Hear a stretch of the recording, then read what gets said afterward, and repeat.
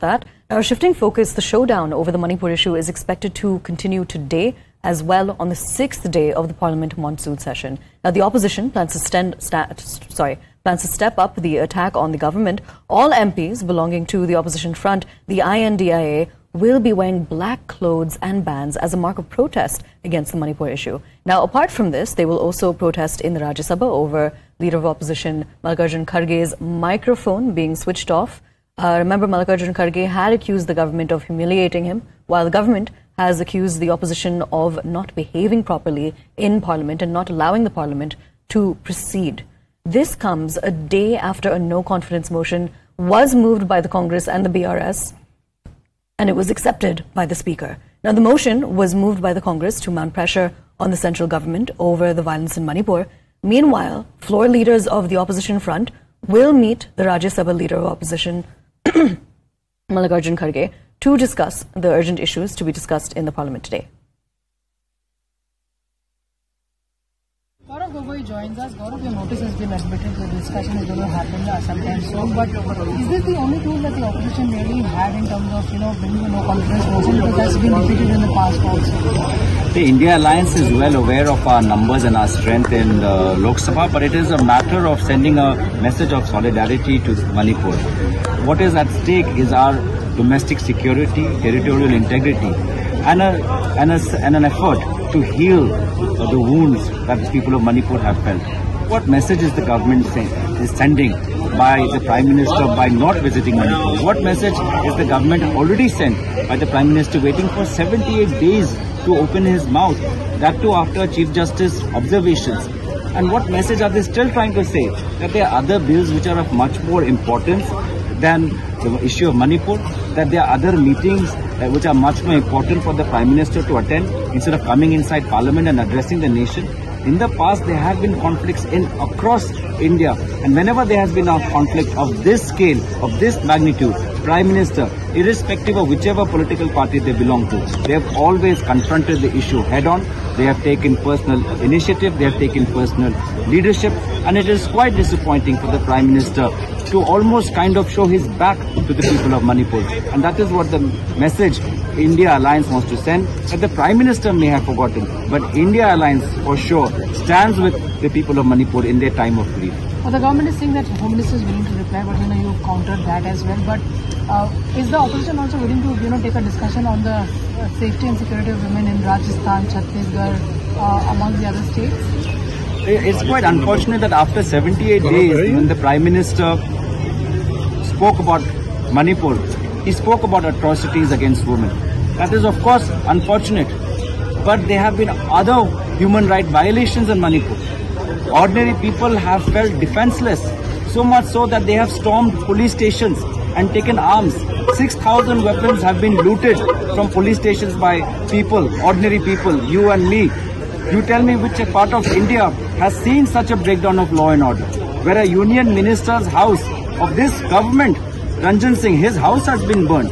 BJP MLAs have been attacked, and yet the Prime Minister refuses to meet his own MLAs. So this is an extraordinary situation, and therefore it deserves extraordinary attention and priority, because the states which are seeing this conflict are on our border.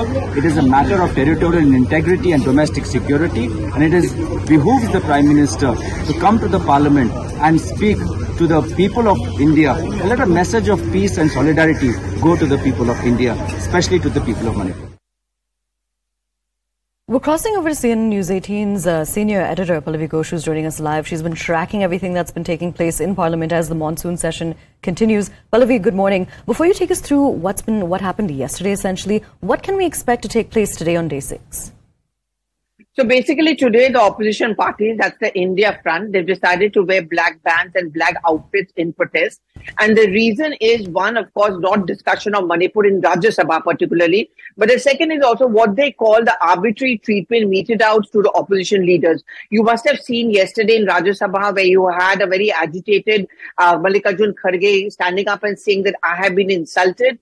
When I was trying to speak, the mics were switched off. The chairperson completely denied it, saying it's absolutely incorrect to say that. It's also wrong to say that Sanjay Singh was suspended for asking a question, but actually Sanjay Singh was suspended because he misbehaved inside the Rajya Sabha. So there is a clear divide between both the sides. We also saw what Nirmala Sitharaman yesterday said, that the use of the word dhokebaz is absolutely unacceptable and the leaders must apologize. So the government accusing the opposition parties of bad behavior. Opposition says mic switched off, cameras not focused on us. We are not allowed to speak. In fact, Derek O'Brien tweeted very late last night saying the revised list of business is not out. That's exactly what the opposition parties plan to protest inside the Rajya Sabha particularly. But overall on the Manipur issue, but little hope for the opposition parties, at least in Lok Sabha, because a no confidence motion was admitted by the speaker yesterday.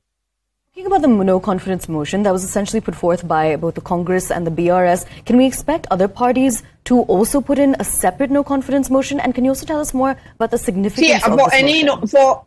For any no confidence motion to be admitted, there have to be 50 members of parliament who have to support it. That's what the support the India front has got. Now, the BRS also put up a notice, but it has a support of AIMIM, and in fact, it was not even mentioned by the speaker yesterday. So clearly it's not been admitted.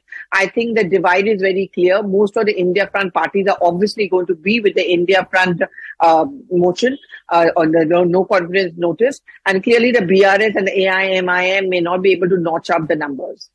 Now, is the fact that the discussion on Manipur has not even happened yet, the fact that that's been the main issue why we've seen a deadlock in Parliament, could you go through the demands of the opposition and can you talk about Rule 267 and 176?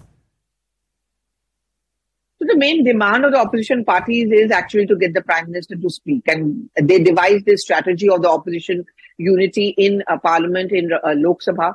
If you introduce a no confidence motion, it has been accepted. It essentially means that the Prime Minister will have to respond to it because the no confidence motion is against the government and the head of the government responds to it. 176 versus 267 is in the Rajya Sabha.